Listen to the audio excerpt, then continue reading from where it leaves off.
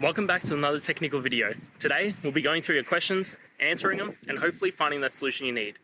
Guys, remember to stay just a little bit crazy just like me, and hopefully you'll find that solution you're looking for.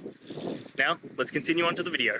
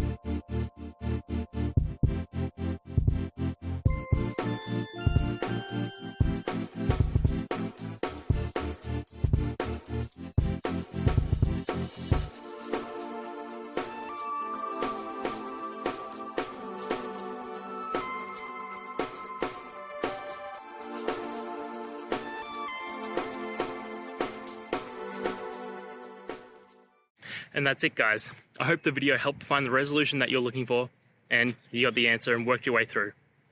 If you did, please hit subscribe. I'd really appreciate it. And until the next time you need technical help, I hope you have a good one.